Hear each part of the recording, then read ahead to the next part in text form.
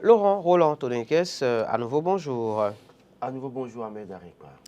Et bienvenue à vous. On démarre par le quotidien Le Chasseur Info, si vous le permettez. Retour sur cette actualité. Depuis hier, hein, les enfants composent pour le certificat d'études primaires, le CEP, session de juin 2023. Tous les candidats régulièrement inscrits sur la plateforme EducMaster même composent. La légèreté des directeurs des centres Barca de Mongo et de Pégon, donc Candy, pénalise une cinquantaine d'apprenants non inscrits. Oui, j'ai vu l'information circuler hier selon laquelle une cinquantaine d'enfants n'auraient pas retrouvé leur nom sur, en tout cas, leur salle de composition. Et donc, ça veut dire qu'il y avait un problème en la matière au départ. Alors qu'en réalité, depuis un certain nombre d'années, le gouvernement a mis en place la plateforme EducMaster qui permet de suivre le parcours de chaque apprenant dès la maternelle. La maternelle. Et donc, je ne comprends pas comment est-ce que les ressorts de cette école n'ont pas réussi à inscrire les enfants sur cette plateforme, alors qu'il y a eu même des examens nationaux. Donc, quelque part, il y a un souci à ce niveau. Il va falloir que tous les promoteurs, les directeurs des écoles et autres comprennent qu'aujourd'hui, tout doit être... en tout cas, tout doit avoir une certaine traçabilité, une certaine transparence.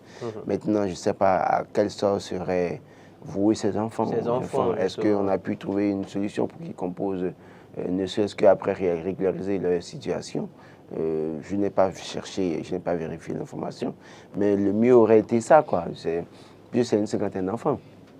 On parle de légèreté, justement, dans des directeurs des centres. Parce que les enfants n'ont pas demandé, ne méritent pas ça. Et donc, si des cadres, à un moment donné, ont failli, il faut que peut-être on trouve une solution pour repêcher ces enfants. Peut-être que si les enfants... Pour la session des malades. Voilà, si les enfants n'arrivaient pas à composer, il va falloir trouver la famille pour les inscrire pour la session des malades pour qu'ils puissent composer. Ce serait très important. Toujours est-il que ceux qui ont démarré les compositions depuis hier, vraisemblablement, trouvent les épreuves abordables et s'en sortent heureux, selon le quotidien Le Chasseur Info. Pour vous qui avez justement un enfant qui passe le CEP, avez-vous eu ce même retour? C'est pas de mes habitudes. Avez-vous parlé avec elle? La seule chose que je lui ai demandé, est-ce que tu as bien travaillé? Elle a dit oui. Je n'ai pas cherché à savoir si les épreuves sont faciles ou pas. Parce que c'est aussi une manière peut-être de déstabiliser un peu les enfants. Les enfants ont 3 jours, 4 jours de composition.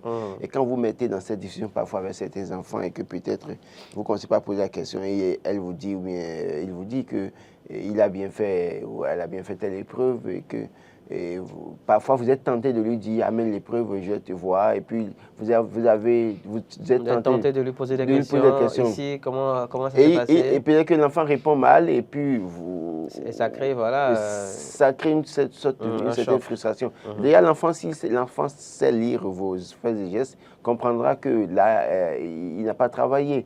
Et ça peut le déstabiliser. Moi, j'estime qu'il vaut mieux laisser les enfants d'abord. Parce que tous les enfants, d'ailleurs, même pour tous les examens, souvent, on entend les enfants dire c'est facile, j'ai pu faire. Mais après, on voit que le résultat est catastrophique. Le taux d'admissibilité n'est pas élevé. Donc, il y a l'un ou l'autre. Je pense qu'il faut carrément les encourager jusqu'à la fin. Et à la fin, maintenant, quand ils vous auront fini, puisqu'il n'y a plus d'enjeu, vous prenez les épreuves, vous traitez avec eux pour savoir si, en réalité, pour avoir une idée de ce que ça peut donner comme résultat. C'est la meilleure option. Donc, moi, je ne me suis pas gêné à poser la question. Je l'ai déposée hier matin. Le soir, je suis rentré. J'ai demandé qu'on allait la chercher puisqu'il était occupé. On allait la chercher. Ce matin, je suis allé la déposer encore, juste devant sa salle. Bonne chance, je suis rentré, je suis venu au boulot. Donc le soir, je n'y poserai pas de questions. Demain non plus. Quand elle aura fini toutes les épreuves et qu'elle sera à la maison, vendredi ou samedi, on peut revenir sur les épreuves pour voir ce qu'elle a pu faire. C'est la meilleure option, à mon avis, quoi. En tout cas, la bonne nouvelle déjà pour la plupart des parents dont les enfants vont au CEP, c'est que sur ces dernières années, en tout cas, les résultats sont plus ou moins intéressants. C'est-à-dire qu'on n'assiste plus à des résultats catastrophiques pour le CEP depuis quelques années. Mais pour autant, pas pour autant que les gens ne vont pas échouer. Il y en a qui échouent. Bien sûr. Le CEP d'aujourd'hui, c'est un peu le CEP de l'autre époque. Et donc, si on pense que c'est parce que c'est facile aussi, on peut échouer, parce que les gens ont échoué. Donc, si l'enfant est taré, au bas, niveau de 0-0 tableau, si le tableau est le compteur à zéro, du point de vue intelligent, c'est que pas évident que ça marche. Bien sûr, alors, auquel cas, justement, il n'aurait tout simplement pas sa place dans une école. Enfin, disons, une école classique. Il faudrait peut-être le rediriger vers un centre de formation, tout simplement. Laurent Roland Tonnet. Ce qui est sûr, il y a bien plusieurs facteurs qui peuvent entrer en jeu, qui peuvent faire qu'un enfant échoue. L'enfant qui a toujours été premier peut se retrouver dernier à un moment donné. Moi, j'ai été parmi les 3 premiers de ma classe au CM2 à la Datogout, l'histoire est là. J'ai été à l'examen, j'ai échoué lamentablement, et les derniers de ma classe étaient admis. Donc, il y a plusieurs facteurs qui peuvent entrer en jeu.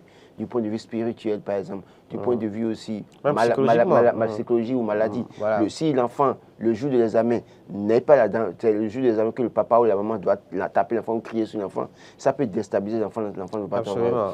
Et ça peut aussi être le fait d'une maladie. C'est pourquoi il faut prendre toutes les dissolutions.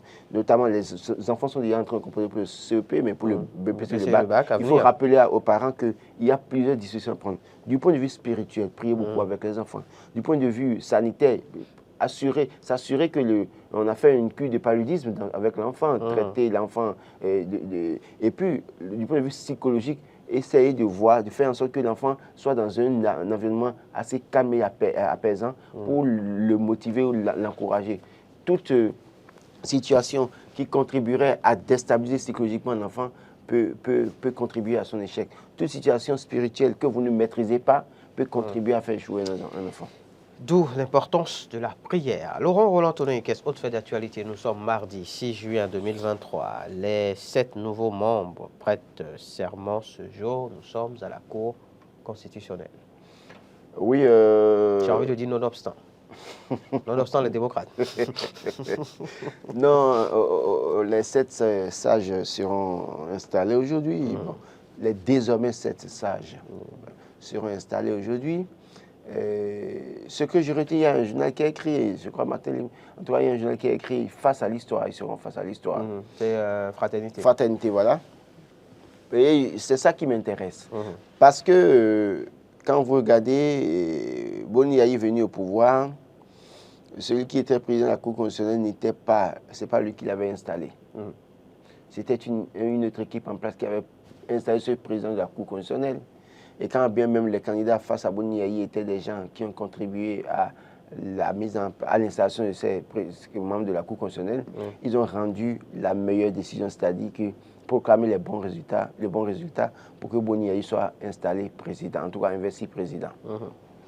Quand on laisse Boni Yayi est installé à nommer des gens présidents de la Cour constitutionnelle, en tout cas nommer des membres de la Cour constitutionnelle, le Parlement sous Boni Yayi ayant la majorité a envoyé des membres à la Cour constitutionnelle, mais au finish, on a pu constater que ce président de la Cour constitutionnelle, lui, au temps de Boni Yayi, c'est lui qui a rendu les décisions faisant de Patrice Talon président de la République du Bénin.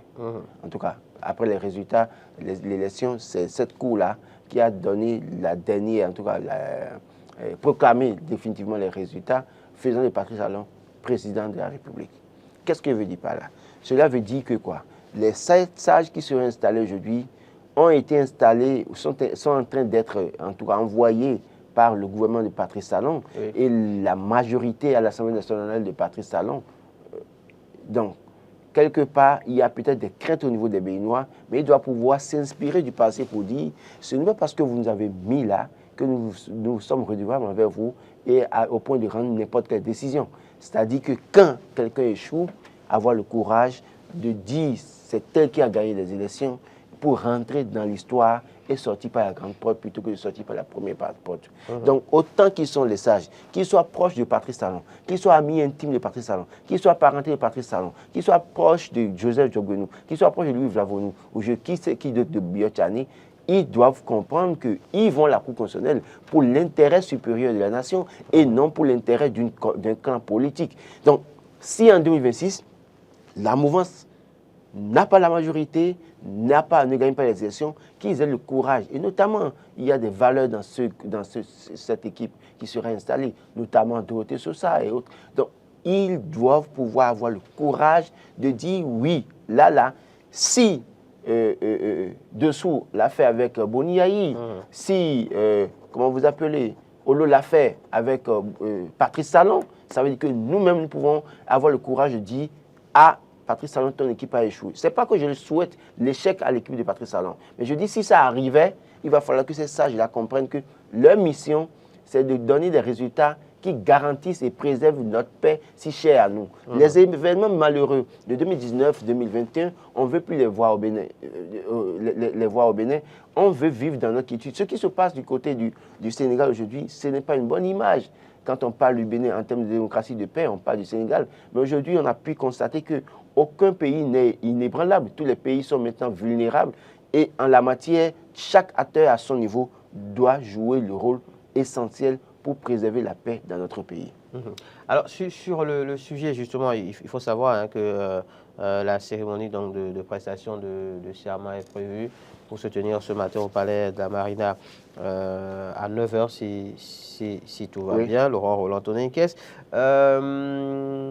Michel Adiaka, ou plutôt l'ancien ministre de la Justice, pour ce qui est du contrôle de cette cour.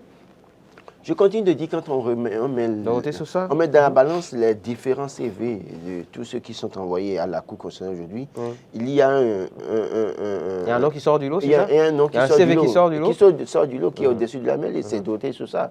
On ne va pas se leurrer, par exemple, parce que peut-être qu'on a on apprécie telle ou telle personnalité qu'il faut dire que bon, cette personnalité, c'est parce qu'on veut faire de la promotion de la femme et qu'on aime bien voir les femmes peut-être à des postes de responsabilité, qu'il faut dire que bon, devant doter sur ça, Dandy Yamou sera président de la Cour constitutionnelle, ou c'est Alia Gouda qui sera président de la Cour constitutionnelle. Il faut peut-être à un moment donné s'asseoir et regarder la réalité en face pour voir les parcours. Et puis les parcours, pour moi aussi, quelqu'un de la présidence, quelqu'un comme président de la Cour constitutionnelle, il ne faut pas lui donner ce poste à n'importe qui. Il faut donner ce poste à quelqu'un qui a la tête sur les épaules, qui à un moment donné peut affronter les situations et oser dire non ici, et oui là, oui quand il le faut, non quand il le faut. Peut accepter jouer le rôle de l'ingratitude envers celui qui l'a nommé. Et c'est tout simple, parce que la Cour constitutionnelle, ce n'est pas nécessairement pour aller être redevable à quelqu'un. Le rôle de l'ingrat, oui. Oui, le rôle de l'ingrat, oui. Il faut à un moment donné, et c'est la politique. Parce que c'est parce que vous m'avez fait politiquement et que je suis à une position. Si vous m'avez fait politiquement, je suis ministre, je suis obligé de faire votre volonté. D'accord? Si je suis directeur, je suis obligé de faire votre volonté. Mais quand ça va au niveau de la Cour constitutionnelle, au niveau de la Commission électorale nationale, par exemple, ces instances doivent pouvoir refléter la vie ou bien l'opinion des Béninois. Et à un moment donné, vous êtes obligé de pencher du côté de la majorité plutôt que de pencher du côté de la minorité. Le pencher donc du côté du peuple, Laurent Roland-Tonninkès. Voilà, quand je parle de la majorité, c'est pas... Non, parce que c'est pas la majorité présidentielle. C'est pas la majorité présidentielle, comme la majorité parlementaire. Voilà. Le peuple. C'est le peuple. Allez, enfin une cour donc, qui va être installée, voilà, comme je le disais, nonobstant les démocrates, le recours et tout ça, en attendant de voir la suite des événements. Laurent Roland-Tonninkès, beaucoup de quotidiens en parlent également ce matin. Je ne sais pas si on en avait parlé hier, hein. Vous me direz peut-être. Réforme donc, de l'état civil. Le Burundi apprend de l'expérience réussie du Bénin. Une délégation donc, burundaise qui est à l'école du Bénin en la matière. Non, écoutez, je l'ai toujours dit.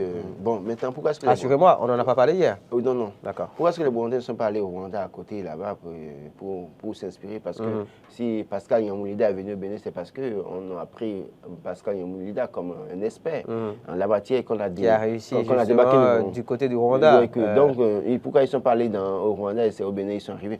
C'est vrai qu'il faut dire qu'au niveau du Bénin, ce qui se passe au Bénin est assez extraordinaire. Il faut être honnête. Et je l'ai dit. Que j'ai été surpris de voir des Ivoiriens reconnaître que dans leur pays, il n'y a pas ce qu'on appelle la dématérialisation. En retard en la matière. Et donc, le Bénin montre le chemin à beaucoup de pays en Afrique. Et c'est normal que ces pays viennent s'inspirer de notre modèle pour voir comment le faire. Parce que je ne comprends pas que vous soyez né peut-être au nord de votre pays, et que pour prendre une pièce, chaque fois que vous êtes au sud, à 800 km ou 1000 km, vous devez parcourir tout ce trajet avant d'aller prendre la pièce. Ce que Patrice Talon et son gouvernement ont fait aujourd'hui à travers l'ANIP, c'est à saluer. C'est à saluer. Et quand vous faites bien, oui, ça devient désormais un cas d'école. Et les gens veulent apprendre de vous pour aller implémenter ce que vous avez fait de bien chez eux. Donc, oui, il faut s'en réjouir et féliciter le gouvernement. C'est une bonne chose. Et c'est bien de parler de notre pays comme étant modèle ou pionnier dans un certain nombre de domaines. Allez, un autre fait d'actualité, Laurent Roland Tononiquet, on en parlait hier, c'était la journée mondiale de l'environnement, placée sous le thème des solutions donc, à la pollution plastique. Le quotidien du service public La Nation revient sur cette célébration, lutte contre la pollution plastique notamment, donc la thématique cap sur les emballages végétaux. Oui, nous avons des arbres chez nous, nous avons les feuilles chez nous. Et je ne comprends pas pourquoi, par exemple, avec la multitude d'arbres, surtout de teck que nous avons au Bénin, les gens font de la cassa, par exemple, dans les sachets. Dans les sachets, ça se fait encore. Ça se fait encore. Ça se fait encore. Et quand je vais acheter quelque part, que je dis, demande la cassa, on me montre de la cassa en sachet, je n'achète pas, je continue mon chemin. Tout simplement, c'est ce que j'ai l'habitude de faire. Et il va falloir que la loi sur l'utilisation des sachets plastiques là, soit véritablement appliquée. Et qu'on ne commence pas à interdire la vente de nourriture, en tout cas de certaines choses, dans des emballages plastiques. Et nous avons, quand vous regardez du côté de... Bon, fort malheureusement, les dames ont été dégagées au niveau du pont de Redonou. Quand vous tournez, vous voulez aller vers la maison de... Vous voulez aller à Imevo, ou Savie, c'est... Oui, à Savie. Vous allez voir, il y a des dames qui vendaient des feuilles de teck dans l'angle de rue là. Fort malheureusement, je vois quelqu'un a acheté le domaine et est en train de construire là maintenant. Donc sinon, on les voyait tous les matins là. Et des véhicules qui sont remplis de feuilles de teck qui font à Cotonou tous les jours pour la vente, pour que les gens puissent l'utiliser comme emballage. Malheureusement, malgré tout ça, les gens continuent d'utiliser les sachets. Il va falloir encourager ça. Moi, j'ai vu à Lomé, en mars dernier, les gens vendent comment vous appelez, les feuilles de maïs. Dans des sacs. J'ai même pris des photos, les gens vendent ça. Donc, les vendeuses de com viennent au marché, viennent au marché pour acheter les feuilles de maïs. D'accord, pour l'emballage. Pour l'emballage, pour faire leur com dedans. Ici, c'est un sachet. Ça dit que le sachet est déjà toxique. On met en tout cas, la pâte à préparer qui devient comme là, dans le sachet. On prépare le sachet avec la pâte ensemble. Ça veut dire que quoi? Les débris, les débris toxiques. Tout ce qu'il y a de toxique, justement, est préparé, rentre dans le côme et nous mangeons ça. Et donc, après, on va commencer par dire beaucoup de Béninois sont malades du cancer. Que Dieu nous en épargne.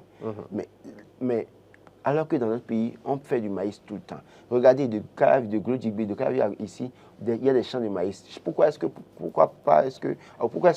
au cours de la moisson, on ne peut pas encourager ce secteur-là? Moi, j'ai vu que c'est un secteur, c'est une activité que les gens ont développée au marché, dans les marchés de Lomé. Il y en a qui viennent au marché rien que pour vendre ça là. J'ai vu, il y a même des petites bassines de mesure. Et on a le prix. On a le sac, c'est à 3 000 ou 2 000 francs, c'est ce qu'ils m'ont dit. Le sac, comme les sacs de 100 kilos. Et c'est rempli de feuilles, bien nettoyé, c'est dedans. Tu viens, tu achètes ton truc, tu t'en vas. Et c'est dans ça que tu fais ton com. C'est autant de solutions, il faut commencer à la pollution plastique. Il faut commencer par ça. Il faut commencer par ça. Et maintenant, traquer toute personne qu'on retrouverait en train de vendre de la nourriture dans les sachets. Toute personne qu'on retrouverait en train de trimballer de la nourriture dans du sachet. On commence par là. Toutes les vendeuses de Cotonou qui vendent comme en sachet, il faut les traquer. Si elles ne sont pas en mesure d'aller chercher les feuilles de maïs pour faire de com avec, il vaut mieux qu'elles mettent la clé sous paillasson. C'est purement simple. Parce qu'en réalité, le problème, c'est que la personne qui vend le com se fait de l'argent, nous vend une nourriture dans un emballage toxique. Et regardez le nombre de personnes qui en consomment tous les soirs. C'est célibataire. Enfin, vous le faites les soirs? Non, non. Donc on le fait le matin ou dans l'après-midi? Moi, je ne suis pas célibataire. Vous pensez qu'il s'agit uniquement des célibataires? Il y a beaucoup de célibataires qui passent par là-bas. Avant, j'y allais. Maintenant, je ne suis plus célibataire. Donc, un grand merci à elle. Oui. Un grand merci à elle. Au moins, je sais que moi, il rentre le soir. Donc, en fait, non, c'est vrai que non, même les mariés parfois font ça. Les couples qui vont là-bas. Mais il faut que aussi les Béninois commencent pas à dire, si je viens chez toi, je vais acheter comme que c'est dans le sachet, je refuse. D'où la question de la sensibilisation. La prise de conscience des consommateurs et maintenant les vendeuses aussi. Oui, il faut rappeler, on parlait de cette loi hier qui date de 2017 par exemple, qui punit tout détenteur tout simplement de sachets plastiques. Donc, même quand on vous surprend donc, en possession du sachet on doit vous plastique sanctionner. non biodégradable, vous êtes sanctionnable, justement. Donc, il faut le savoir. Après, évidemment, comment on s'y prend par rapport à tout ça. C'est une autre paire de manches. Laurent Roland Tonninkes. Alors, la une à présent du quotidien Matin Libre, hein, elle va s'afficher. En visite en Chine, l'UP le renouveau dans un rêve amusant, selon le quotidien, Laurent Roland Tonninkes. Oui, j'ai lu, hein, tout comme vous, que le parti l'UP le renouveau était du côté de la Chine pour s'inspirer du modèle du Parti communiste chinois. Et je voudrais bien croire que c'est pour venir en tout cas nous habituer ou bien faire cette expérience avec le peuple béninois. Mais quand on regarde un peu, ce n'est pas impossible d'avoir un parti unique au Bénin, mais avec quel acteur voulons-nous avoir le parti unique? Parce que déjà, le pouvoir en place a tout fait de nous dire qu'il faut réformer qu'il faut faire la réforme du système partisan. On l'a fait, mais c'est malheureusement l'équipe gouvernementale qui a porté cette réforme qui s'est retrouvée avec deux formations politiques. Vous imaginez, donc déjà il y a un problème. Enfin, deux, c'est évidemment pour s'en tenir aux deux blocs. Aux deux blocs. Il y en a plus. Voilà. Donc, sinon qu'il y a quatre pour le moment. Donc, déjà, il y a un problème. Alors, maintenant, quand je laisse ça, je prends les partis individuellement. Quels sont les acteurs qui composent ces partis et qui veulent faire l'expérience du parti unique au Bénin? Est-ce que les acteurs-là sont des acteurs militants ou c'est des acteurs intéressés? Quand je dis acteurs militants, c'est qu'ils sont convaincus pour ce qu'ils font. Ils ont un parcours de militants politiques et ce qui les suit. Et donc, quelle qu'en soit la situation, ils ont des convictions à défendre dans le feu, dans le chaud et dans le froid. Mais en l'état, en l'espèce, quand je regarde les acteurs politiques que nous avons, je continue de dire, n'en déplaise à ceux qui ne veulent pas le reconnaître, les formations politiques que nous avons au Bénin, en tout cas, à l'aide de la réforme du système partisan, c'est rempli d'acteurs disciplinés et soumis, craignant les représailles et guidés par des intérêts personnels. Selon vous, évidemment. Oui, mais je le dis, j'ai dit, c'est moi qui le dis. D'accord. Les partis politiques aujourd'hui sont considérés des acteurs disciplinés, soumis, craignant des représailles et guidés par des intérêts. Dès que l'intérêt Patrice Talon ne sera plus au pouvoir, qui pourrait vous accorder telle place à la table du roi ne sera pas au pouvoir, on verra les mêmes acteurs automatiquement changer de veste et aller à gauche plutôt que alors qu'ils avaient promis d'être à droite. Oui, n'est-ce pas pour justement, j'ai envie de dire, conjurer ce mauvais sort que au niveau de l'UPR, on a entamé cette démarche justement d'aller à l'école du PCC pour apprendre à ne plus agir de la sorte. Si on veut véritablement faire ce qu'ils sont en train de dire là, ce n'est pas les militants, les acteurs qui sont formés de cette formation politique aujourd'hui. Non. C'est la base. Seuls les imbéciles ne changent pas. Non. Écoutez, bon, je peux faire le pari là pour les défier, pour dire qu'ils ne peuvent pas. Les acteurs qu'on voit là. Si on veut vraiment un parti unique, on veut faire comme le PCC, tel que vous dites là, il faut aller à la base. Former les jeunes au militantisme convaincu. Peut-être que c'est justement à cette école qu'ils sont allés. Peut-être qu'ils apprendront ça là-bas. On a dit que les formations doivent sensibiliser, former les jeunes. Les financements, c'est pour former les militants, tout ça là. Oui, combien sont-ils, sont-elles ces formations politiques à former les jeunes à le faire depuis que ces formations, elles reçoivent un sujet d'enquête. Donc, pour vous dire quoi, en réalité, c'est bien de désirer quelque chose, mais est-ce qu'on est véritablement prêt pour ça? C'est mon souci en réalité. Un rêve amusant donc? Oui, c'est un rêve amusant. D'accord. C'est-à-dire ces formations me convaincraient davantage dès que Patrice Talon serait out à partir de 2026 et que ces partis résisteront. Se maintiendraient en fait, voilà, avec les mêmes, comment dire, les mêmes acteurs. Voilà, les mêmes acteurs. Je suis le premier à encore revenu pour dire. Pour vous dédire en fait. Pour dire bravo. Pas pour me dédire. Moi, je fais une analyse de la situation actuelle. Et maintenant, c'est à eux de travailler à me contredire dans l'avenir. Allez, restons avec le quotidien Matin Libre, Laurent Roland Tonninkes.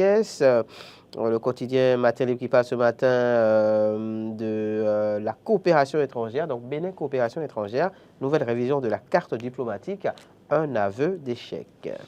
Bon, je ne dirais pas que c'est un aveu d'échec, sinon on dirait que j'attaque encore. Mais non, mais c'est vrai qu'à un moment donné, quand nous autres avions condamné cet état de choses, des gens soutenus nous avaient traités de tous les noms, oiseaux de mauvais augure, journalistes opposants, journalistes, comment vous appelez, aigris, en tout cas, hein, j'oublie les terminologies. Et chaque fois qu'on dénonce et qu'on en parle, on critique et que Patrice Talon revient sur une telle décision, je vois que ceux qui sont ses soutiens, qui veulent tout défendre, battent les queues entre les jambes, donc sont silencieux. Depuis quelques jours, je n'ai pas vu encore ces personnes qui défendaient la fermeture de certaines représentations prendre la parole. Ils sont assez silencieux sur les réseaux sociaux. Certainement qu'ils cherchent, ils sont allés au laboratoire pour chercher les réponses à nous servir. Déjà, c'est déjà un satisfait que Patrice Talon revoit la carte diplomatique. Et c'est déjà bien de le faire et on l'encourage à le faire parce que des Béninois ne peuvent pas être dans les pays, on va fermer les représentations, c'est mettre en difficulté ses compatriotes. Et au-delà de ça, certains pays ont des affaires, des accords bilatéraux, en tout cas économiques avec nos pays. Mais tant qu'il n'y a pas une représentation officielle, ça ralentit les négociations, un certain nombre de choses. Donc, en l'état aujourd'hui, il faut s'en réjouir et encourager le gouvernement à aller plus loin. Ce n'est pas les quelques ambassades ouvrées qui régleraient le problème. Il faut aller au-delà de ce qui est prévu pour que nous puissions savoir que les Béninois sont en sécurité dans tous les pays au monde. On va finir par un tout dernier titre. Bénin, travail des enfants, un mal profond. Laurent. Oui, assez de sensibilisation, mais malheureusement, je suis scandalisé de voir que malgré tout ce qu'on dit, les gens continuent de faire travailler les enfants. C'est assez malheureux, assez malheureux de continuer à voir ça. Il va falloir passer à la répression. Parce que moi, j'en vois. Hein. Écoutez, j'ai parlé d'un enfant ici qui vend du popcorn le soir, que j'ai rencontré pas 2 fois au niveau de la rue Kérékou, qui m'a dit que c'est son grand frère qui fait le popcorn et qu'il va lui vendre le popcorn à Cotonou. Pardon, qui vend le popcorn et que le soir, le grand frère vient le chercher. Je ne me rappelle pas de quel jour. Voilà, je me rappelle, ça va être le lundi dernier. Non, le dimanche, je suis passé. J'allais à Cotonou, j'étais sur Zim, et je vois, qu'est-ce que je vois? Le petit enfant qui s'est confié à moi sur une moto. Et celui qui l'a remarqué avait mis un grand sachet devant, en tout cas entre le guidon et lui-même, rempli de popcorn. Et l'enfant aussi, sur la moto, avait un grand sachet en main rempli de popcorn. Difficilement, il arrivait à tenir sur la moto derrière. Et le monsieur filait. Et donc, au niveau du popcorn de Redonou, quelqu'un les a appelés pour acheter le popcorn. Ils se sont arrêtés. Et l'enfant a commencé à détacher pour vendre. J'ai regardé un peu. J'allais quelque part, j'étais un peu pressé. Je voulais suivre pour voir la destination finale. Pour voir la destination finale et dénoncer cet état de choses. Parce que le grand frère, lui, il est sur sa moto. Il va déposer l'enfant dans les rues, vendre popcorn. Et je suis sûr, si le type-là nous suit, qu'il fasse attention parce qu'il a un gendarme désormais. Je vais le traquer et il va libérer l'enfant. Ce n'est pas bien. Un enfant à peine 12 ans. Et tous les soirs, vous le voyez vendre popcorn. Alors qu'on sait que les enfants ne sont pas en sécurité de nos jours. Si quelque chose arrive à l'enfant, lui serait douillettement dans son coin. L'enfant va sortir, va vendre. Lui, grand frère, au lieu de travailler pour nourrir l'enfant, c'est lui qui va faire travailler l'enfant pour vivre de l'enfant. Peut-être qu'il travaille aussi. Mais écoutez, s'il travaille, il n'a qu'à se contenter de son travail, nourrir son petit frère. Une activité secondaire. Et ce n'est pas un enfant qui doit faire ça. Il doit recruter quelqu'un pour le faire. Il doit recruter quelqu'un pour le faire. Et s'il nous suit, qu'il fasse attention parce que moi, je vais le traquer désormais. Et le jour, je vais réussir à savoir où est-ce qu'il reste. Je suis sûr qu'il va descendre avec les cadres du ministère du Travail, des Affaires sociales pour qu'on puisse trouver un moyen pour ce petit enfant. Il faut rappeler que le gouvernement est en croisade justement contre le travail des enfants au travers de l'opération Tolérance Zéro. Tolérance Zéro. Au travail des enfants. Vous ne pouvez pas être... Il y a des parents, de ces parents qui envoient les enfants travailler, vendre, et ils sont à la maison, et c'est leurs enfants qui travaillent pour qu'eux vivent. Ce n'est pas bien. Alors que c'est vous qui devez travailler pour nourrir l'enfant. Même si celui dont on parle, même si vos parents sont déjà décédés, c'est à toi de te battre pour nourrir ton enfant, ton petit frère. À cette allure, cet enfant va perdre le goût d'aller à l'école, l'envie d'aller à l'école. S'il ne l'a pas déjà perdu. Voilà, et il aura envie davantage de chercher de l'argent, parce que peut-être que si c'est 500, il vend 500 après, il se plaint, quelqu'un lui donne 100 francs. Parce qu'à plusieurs reprises, quand il est venu vendre, et quand non, je ne veux pas acheter, il dit... Mais, souvent, c'est ça. Souvent, ils vous demandent de l'argent pour manger. D'acheter ou alors de lui donner de l'argent pour manger. Donc, ça veut dire que quoi? L'enfant, là, aura d'autres envies, d'autres ambitions, et n'aura plus envie d'étudier ou d'être discipliné. C'est-à-dire que ça développe aussi d'autres vices chez les enfants. Et alors que les enfants n'ont pas demandé à naître, que chacun prenne ses responsabilités. Que chacun prenne ses responsabilités. Zéro tolérance au travail des enfants. On en reparlera très certainement. Laurent Roland-Tolinquès, merci à vous.